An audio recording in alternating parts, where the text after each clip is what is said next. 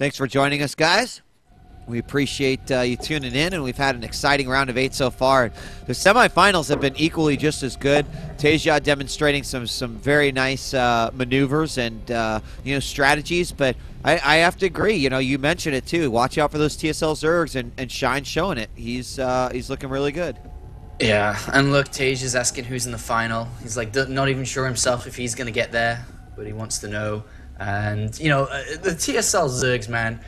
When I looked, there was one day that I didn't quite wake up in time to watch the GSTL, and I think it was against FXO maybe, or I'm not sure who it was. And I look at the results, and all I see is TSL sending out Zerg players, and I'm like, wow, this team, man, they rely on their Zerg players. And at the same time, they have a decent set of backup Protoss and Terran players. They got Inori, they got Pult at the same time. And TSL is one of those teams which have gone through hard times in 2011 and have come out in 2012 as a leading team, which is always great to see. Absolutely. Always a pleasure to see as well.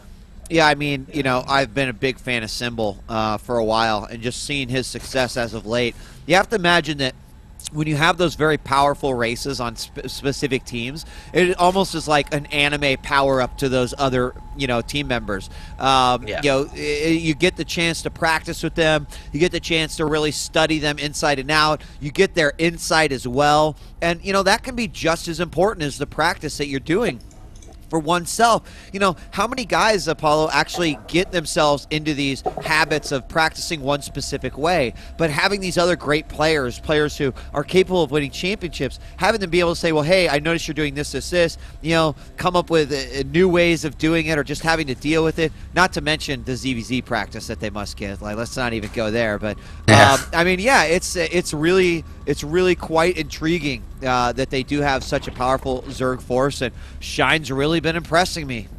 Yeah, Shine and Revival are probably the two guys that you don't really look on that are very good, but both of them are providing decent results recently. And one thing that's great about TSL as well is that, recently Pult's been in a slump and has declined invites to tournaments, wanting to go back to practice. And I think when he comes back to the scene again and enters another tournament, he's going to be back stronger than ever through the support of his team. And as much as we hammered down that with TSL, Liquid is exactly the same, who have that friendly infrastructure where everybody supports each other, and that really does make players. For example, TaeJa came into the TeamLiquid squad as a guy that won a lot of ESV tournaments online, was demolishing some online tournaments, and now he's competing at a decent level internationally. He's here in the semi-final looking to win a spot in the main TSL4 tournament. And these two teams, TSL and TeamLiquid, just definitely providing these players with the right, background and everything they need to be really successful. And it is kind of a big deal that we do see TeamLiquid members in the TSL. It's kind of like it's that home court advantage, right? They get that extra boost. With the legacy that has been the TeamLiquid StarLeague, that's kind of always been a staple of what they've had.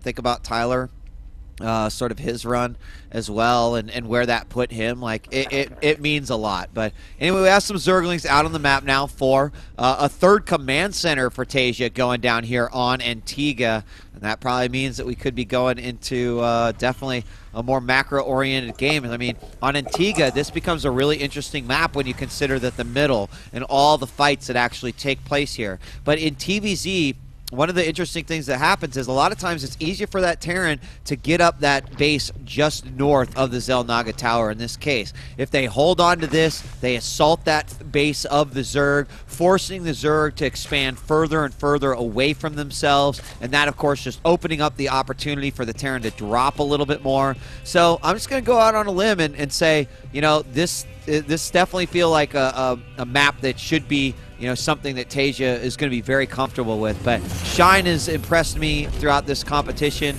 in other online competitions as well. So we'll have to see how he'll deal with it here on Antigua. And the opening that we're seeing from TaeJa is he's actually saving his gas for Cult Banshees rather than the initial tank. So it is a little bit more dangerous, but it's a more aggressive option. And if you think about the advantages and disadvantages of both styles, tanks give you good, really solid defense, but no aggressive options. The Hellion Club Banshee is okay at defending, but it gives you that aggressive option here. So he's taken the middle of the road kind of build here, and the Hellions now will make their way across. They'll put pressure on the opponent. We'll be able to slow down creep spread a little bit before the Queens go out of control, but there's only, excuse me, 2 of them, so there's not actually that much there to slow these Hellions down from preventing that. And then what we'll end up seeing, the Cloak Banshee come in, that could do wonders to this third base. Combining the Hellions with the Banshees, it's almost like Zealots and Void Ray versus Zerg initially. So this is actually really smart from TaeJa, who could get a great setup to go into the mid stages. Now this Zergling is over here set up to deny this this particular orbital command, but he's not actually over the orbital, and I don't think he's going to, because now we have that pressure being put on at the front, and it does land. Of course, he'll just send out the 3 Marines to clean that up, but Zerg player Shine does know, hey, there's a 3rd down, and I don't know what I'm going to do to stop you from it, from doing that, but it's happening, you know? That's the real thing here, because usually you look at that third base and go, oh, TaeJa, what are you doing? You're just going to dino and all in. But at the same time, he can't all in because he's taken the third base. He was gasless for so long, and TaeJa's got the upper hand in that department. There's absolutely nothing Shine can do to prevent that. He may be able to build a swell of Zerglings, but simply Marine Hellion off creep will deal with that kind of thing. So this is actually really, really good here for TaeJa. Now, TaeJa behind this is, of course, getting out that Banshee. Cloak is about ready to finish up. There is actually Banshee number 1 already in. There is a Spore Crawler right there, so he's actually going to move away. There's a second Spore Crawler inside the main, but based off the positioning, once the Cloak hits, he needs the Cloak. Oh, there's already going to be an Overseer right there, and so Cloak no, he didn't cancel it, so he's got it, but unfortunately with that Overseer there, he's going to be in big trouble, man. That Banshee's going down. Yeah, that's pretty rough there, and a big investment gone to waste. He's got a couple of drone kills, but that's it. That's not worth the cost. Another Banshee's going to head out to the right-hand side base, but with the initial scout of seeing the Cloak Banshee being built, he had Spore Crawlers in preparation, and at the same time, there's a handful of Lings, 14 Lings. There are Marine Hellions around to deal with this, but he may be able to get a couple of SC kills. Oh no, he actually backs out, as he doesn't want to commit fully, I suppose, there. But yeah, the Banshee is going to come in. Let's see if it can get a couple more kills. It needs more kills to pay its weight. Yeah, it has not. The Banshees have not done much of anything. There's one. Might be able to deny some gas. So he's going to get about 3 before he backs out just a little bit. This is allowing the creep to spread out even more. He's got the Zerg player taking the middle position, letting him get a little bit more comfortable. 1-1 on the way. Armory going down right now. Siege mode is being researched.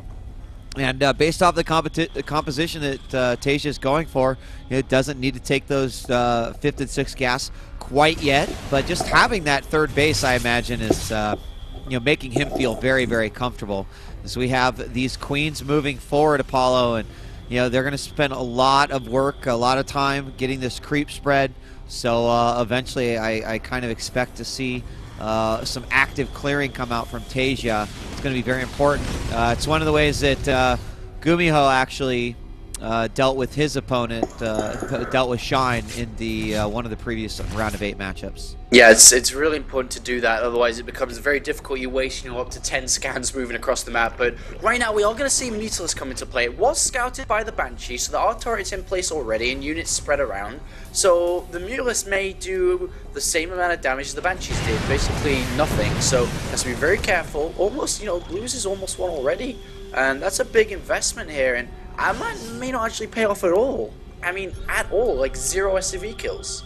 Well, he's got 12 right now. Towers are already up. And, I mean, it's going to be tough versus a heavily upgraded or an upgrade-focused Bio Force. He's got enough Marines that he can spread himself around. His Muta count is not necessarily anything to be so scared of that you need to be careful. And, in fact, he hasn't built another Muta outside of those initial. So he's getting in his Infestation Pit, getting his Overlord speed. We're seeing Thor response come out from TaeJa. And now we will see Shine throw down that 4th base. But again, remember that he can't really throw down that middle base because of what could happen right here.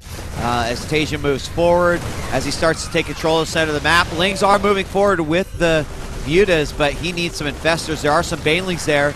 No Baneling speed, however. Clearing out that creep as much as he can. Are the tanks close enough in position? Not quite yet. And he might be able to keep TaeJa from holding on to that middle, at least for a little while. And with 2-2 near completion, TaeJa's army is about to get very scary very soon, and he is moving forward. Unfortunately, there's nothing here. The Banelings without speed are almost rendered useless, and TaeJa sets up good tank positions, nice gap in between each one of them, and now is starting, as we mentioned before, to draw the creep spread down and eliminate it, and he's doing that very well. And there's a lot of Lings and Muta Baneling around, so it's still very dangerous from TaeJa to get here, but if he sets up the middle and keeps the middle, as you mentioned before, it becomes a very easy game for TaeJa, who gets that fourth base, and we saw the importance of that fourth base on Ohana. When TaeJa took that, the game went out of control, and that will likely happen again. Yeah, I mean, the Muta's trying to find just some crack, some area where they're going to be able to go in, but now there's a Thor out as well. And we're going to have some of those Marines just go ahead and split over by the fourth. And here is that taking of that base that I was talking about as well. You know, it's just a much easier defend. You put that PF there.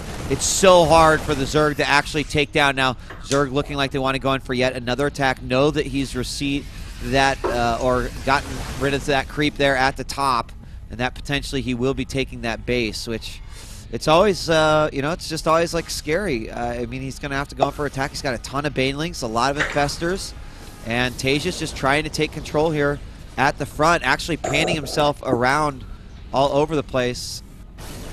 Yeah, he's looking to get towards that fourth base, get position on it, because the creep spread is low, but oh my god, Shine goes in and everything is unsieged! Oh my gosh, everything is on siege. The Banelings doing a ton of damage. The Muta count does fall a little bit, and not everything was cleaned up there, but enough Mutas left over to take out the Medivacs. Fact is, they're going to even be a fungal on top of those.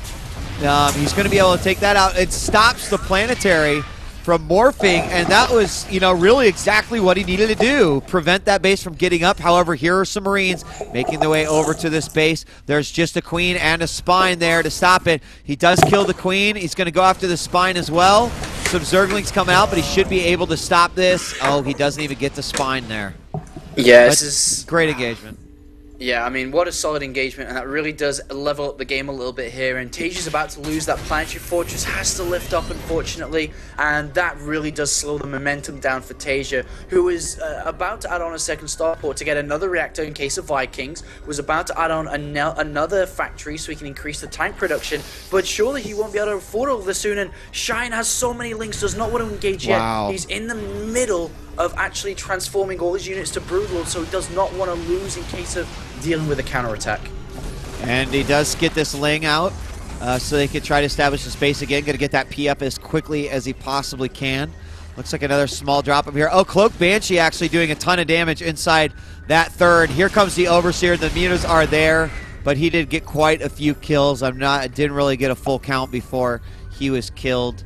But here we now have another force moving out. TaeJa feels like he's softened that up enough. He's cleared out the creep. The Mutas are coming in, but look, there are not as many Banelings. The Broodlords are out. Are there any Vikings on the field at the present? No.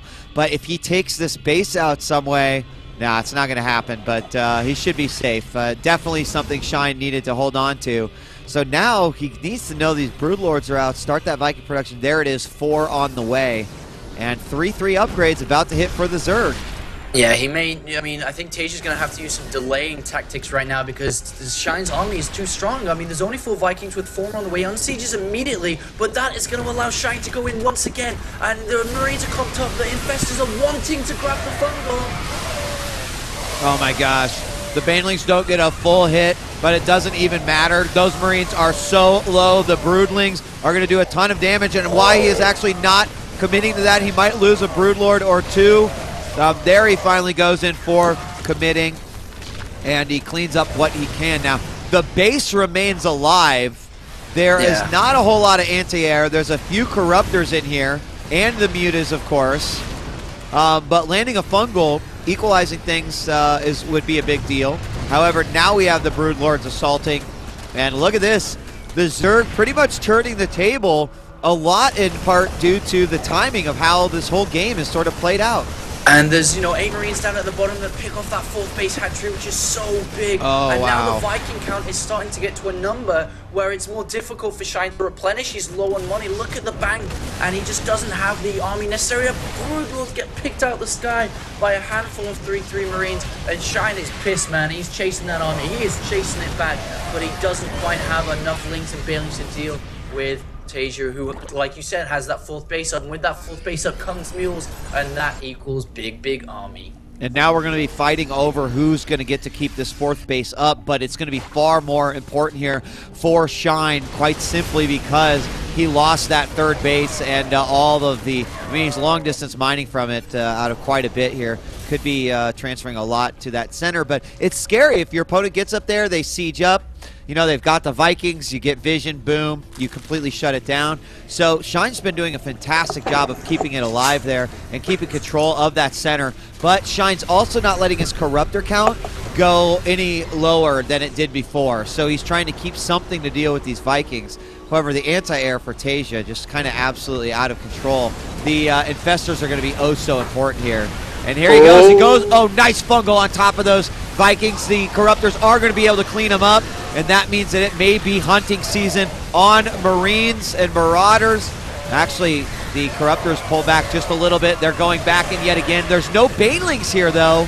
Or energy on the fungal growth on the Infestors, so there's no fungal growth. A couple more come in from behind and do land the necessary fungals, and the Marines do finally fall, and 5 Broodlords still remain. So do 3 Vikings though, but with infested terrains, he will get pushed back again.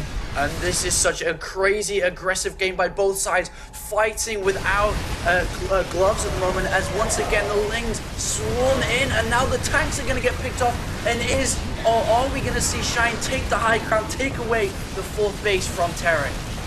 He does clean up the Broodlords, but pushing forward, does he have enough? Good fungal on those tanks, needs to clean up those tanks, actually picked up, nicely done by TaeJa, and he keeps those alive, but Shine continues to push forward. Again, putting on a lot of pressure, killing a lot of those reinforcing units, but still that base stays up, and the Viking count, it remains at least in the positives. He's got 3 Vikings out now. Zerg player probably asking themselves, okay, what now? More Lings, more Banelings. I feel like if he would have had Banelings in that last engagement, that could have been a completely different battle, but we could play the what-if game all day. The Infestors didn't quite do their full job, although they did play a crucial part in that battle. Yeah, the key thing that Shine is holding on to is the Infestors are more cost efficient in terms of, as long as he keeps them alive, he can keep on reusing them, recyclable Infestors. But now as he gets more and more money, he's able to build Banelings and will chase TaeJa back from there. And slowly but surely, the Infested Terrans are doing damage to the SCV line on that 4th base, but still, there's enough SCVs to give TaeJa a good enough income to continue to build units. Oh, not such a good engagement there by Shine, who is really missing the big units. So I'm talking Brutals, Ultras. The Ultra Cavern has just finished up, but there's hardly any money. 1 Ultra is now being made, but it looks like Shine will lose the middle base shortly if he's not careful. He has to fight even though he doesn't really want to, but he has to. Yeah, he does. He's trying to get a full surround on those Lings. Picks up the Thor. Very nicely done. There are a few Banelings in this mix here, and they do clean up the Marines, and that might be one advantage here. But look at that. The Infestors having to go down now. The Thor remaining. He can work on the Corruptors as well. And even though this base lives, it's done nothing for Shine. In fact, I kind of argue it can be the worst base to take because Apollo, you continue to fight to try to hold on to it, and you end up losing more than you ever want to. So I think it almost is better to just not take it. I mean, yes, he had control early on, but at this point, it is now going to be well under siege, and it's eventually going to go down. I mean, I guess the only reason for trying to keep that base alive is Shine is in awe just like everybody else. Is how the hell is TaeJa still in this game despite losing army after army after army? And now that base does fall down. There is another hatchery in the bottom left which will be taken surely. And it looked like at the north side we do see Shine deny another command center with 4 Lings. Great little denial tactic there. Borrowed Infestors at the top right, looking for more damage to be dealt. And the Ultras now finally out. Let's have a look at the Marauder count. It's currently at 4, about to be 6. They are at 3-3. Ultras are not going to be the best thing in the world to use at this stage of the game, but because there's so many Vikings out here, he's trying to throw in a little twist, throw in something that could catch his opponent off guard. and I'll have to see if it's gonna, you know, work the magic it needs. Now, the command center actually floating over to the southwest, and already some Lings coming up here.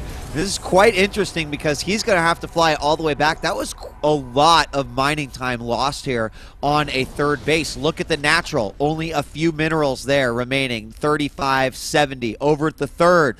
Those patches are starting to look a little shabby, and there we see that orbital command having to move back, and that means that just this forward fifth base is going to be it here for TaeJa, so he's got to get that down soon enough. Look at it. Those patches have, you know, at max 300 minerals at the third. So you know, we're still going. We're still live here. Shine has gotten his base back up, his natural mine, his main mine, his third getting there. But with this fifth in the northwest, is TaeJa really going to be able to take and hold this base? No, never. I don't know. I mean, he's trying. It's always worth to try, but he's never going to be able to do that. There's a Berserkling there anyway, and Marines and Marauders will never get there to kill it off. But oh, TaeJa's making a very brave movement here. The one thing that Shine can do to kill everything is catch it all clumped up and unsiege. That's the one thing that will make the Ultralisk work out so incredibly well. If we are having tanks spread out like they are now, Marauder and Marine spread out, I think that Shine will almost just immediately die because there's no really backup to the Ultralisk. There's a handful of Lings, a handful of Infestors, because everybody's low on money. But if TaeJa makes one mistake, the game could immediately end. I mean, you're right, because basically, you know, he can't just rebuild everything with the quickness. Like, he's getting 2 tanks at a time. But the Thor, obviously, can go ahead and build the Marines and Marauders quite well again, but there are so many Ultras out. And as long as Shine holds on to his Infestors, there we see a lot of Banelings coming into action as well. This is more like the composition that I expected him to try to best TaeJa. But TaeJa's got a nice spread. He's got control of the center. He's having trouble getting that next base. And there's going to be more Lings to deny that. That's the really scary part of this for TaeJa, I think. I mean, the Lings at the north are going to deny this command center again. I don't know if we saw the Infestors try to get position in the middle to launch Infestarians, but with a turret there, there's never going to be any guerrilla tactics deployed by Shine whatsoever, so making this very difficult for Shine to take an engagement. Is he going to lose patience and attack uphill in an area where tanks with +2 will deal the ultimate damage, or is he going to play this out longer and try to build up a great army, keep his opponent away from expanding? And as I say that, TaeJa's mining with mules, and that's disastrous from Shine, who's actually morphing a couple of Banelings here to back up these Lings to try and bring this down and prevent that from happening, and this could be so big. Ooh, this could be really big. I mean, he's banking on a lot of his economy to be there. We are going to have a bunker going down right now. And here he comes, stims forward. There's only 2 Banelings. He target fired 1 down, but they do have +3, so 1 hit is going to be huge. He actually throws in a couple of burrows. Oh, nice!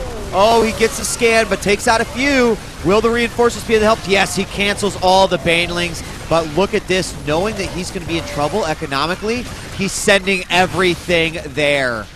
Yeah, what would be amazing for TaeJa is to get a sensor tower in the middle to see this kind of movement outside of the Zelnogger tower range, to be honest. Because if he doesn't, he could get caught out by something like that. But Lings make their way in, and they bring down that SCV and mule count, once again getting a decent little maneuver. Yeah, worth every penny on those Lings. And here we have moving into position or around in position. So many Ultras, the Queen's coming out. Obviously, the Infestors there as well. How is Shine going to engage in this, or is he going to at all? I mean, he's getting close to that 200 max. Yeah, I don't think he can, but he is denying that base. At the same time, Shine's taking the bottom base, and then the 8 o'clock base here too. So Shine is getting the money, and he's getting +1 carapace for his Broodlord, so he will look to switch over. Oh, Shine's going to commit. I'm not sure if this is the best thing in the world. There are so many units in better positions here. Shine, what are you doing? I think he lost his patience, and he has to move back, and he's lost so much there. I just don't know if he just misread the amount of siege tanks that were going to be on the high ground, but the Thor's doing an amazing job cleaning up these Ultras as well, and TaeJa killing so many units there. He was maxed, but let me update you on the status again, as our Zerg player now sitting at 135. TaeJa, you know, losing Marines, but what he couldn't lose is what he kept. The Thors, the tanks. He can remake those Marines. He's building 12 Marines at a time right now. So that's just not that big of a deal. We do see another minor counterattack come out over here by TaeJa. He's going to scan to clean that up. But he is in such a remarkable position right now. And there's the switch back over to Broodlers now. They have +1 carapace, but because of losing that big army, it gives TaeJa the ability to move out now. He wouldn't have done this before because, of course, he could have got crushed with Ultras and Fungals, but now TaeJa can start to get a little bit more aggressive. He has a handful of units on the left side looking to bring down these expansions, but there are a lot of spines there, backed up with Lings. That squad will fall. TaeJa getting so confident, moving across now, and he will start to drop that 8 o'clock base, and if these bases go down, there's basically no mining left for Shine. Yeah, because he's not taking that middle at all. It's just not going to happen. He's going to go for the snipe here. He needs this to hit, and he will go ahead and, I mean, those are unfortunately not Banelings really used, but those are Banelings wasted because that is just an easy another production round for TaeJa to come out here. Now, his economy has not been, you know, completely reestablished. You look at that income tab, you know, the transfer of the SCVs did take a lot away there, but he's got nothing at the third, man. It's totally done. He needs to get another base established. He hasn't really started making moves to do so yet, but his army is amazing. 182 to the Zerg's 146. If he puts himself in a position where there's no way the Zerg can attack, he will easily take one of these bases down, if not more. Yeah, oh, look at this, TaeJa. This is basically unbreakable. I mean, there's Broodlords there, but there's a lot of Vikings too. A great fungal down, and it's not possible to attack into that. That's too many units now, and like you said, these bases will fall down. But what Shine can hope to do is set up a counterattack to destroy the economy again at the top, which he is doing with a handful of Lings, and now sit back and build a position and arc with Broodlords, Ultras, and Lings to get ready for the army, which will eventually have to come back to the middle. And with that time, he can even do damage to the middle. Oh, but I mean, so much damage is being done here. We have this hatch going down as well. Some burrowed Banelings are not going to get to hit their mark there. And the problem is that does he have enough? There's only 4 broods there. He's got the gas, but he doesn't have the minerals. There's only 2 patches on active hatcheries right now. He's looking to grab TaeJa's army. He sieges up. The Fungals do go down. A lot of damage spread out on those medevacs, but it's this bio, it's the Thors, it's the tanks that he really needs to be concerned about. If he splits good against those Banelings, and he does there, what is left on the ground level? Yeah, TaeJa has 2 great fumbles by Shine, but there's so many more units behind it that TaeJa just has more supply. And despite the best efforts from Shine coming through, there are still 3 Vikings, there are still 4s in the mix, and Broodlords will run away, but they are so slow. Look at them try to escape, trying to launch out the Broodlings before they all fall. The Marines get underneath, 2 fall down, and the 3rd one will survive on the 4th, but oh, TaeJa, man, he's managed to get through. He has done it time after time with such low economy. He has managed to break through. 37 supply, no income for Shine. And TaeJa, if he manages to get one of these bases down, he can start to land mules and keep powering through. It's funny because technically there's no bases for TaeJa either. You know, he can't get either of these down. He's got burrowed Lings, so he's banking on this army to kill his opponent. The good news is that it should be enough. I mean, I don't know how money is spent here by Shine that's going to get him back into this game. Queens, Uninfestor, not so great. Yeah, and this is such a crazy series, and it just has been this game as well. There's borrowed Lings on both expansions. There wasn't one at the top right, but there is now. And TaeJa cannot mine. He's going back to actually clear that because he knows he doesn't need to go and attack. Why? He can just clean up the Ling. There's not going to be anything to stop him. Landing barracks to prevent any counterattacks coming to stop these SCVs from mining. If these SCVs get back to mining, TaeJa will be able to take this game, man. He will be able to do it. It's happening. I mean, well, he needs to scan to clear out that Ling. I don't know if he knows that yet. But he's got all his ultimatums in the air, I think, and the only one that is on the ground he actually can't scan with, so he finally lands one. But I mean, I don't know what Shine does. I think this is over. I think that we're gonna have TaeJa sitting in the finals. No new bases coming up for Shine right now.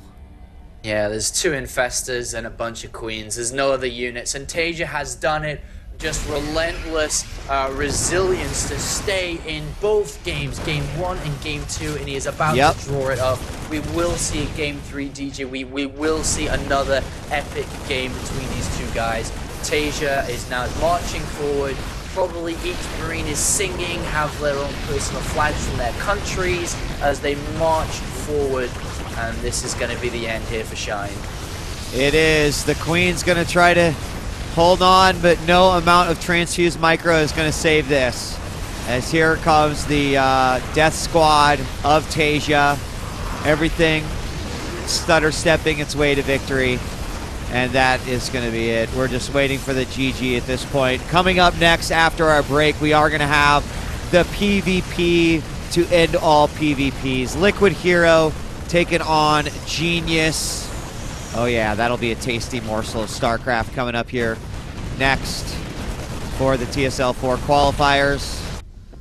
And I'm not sure where that GG is, but... Oh, a crazy game. Crazy series. And, you know, this will be it. GG, man.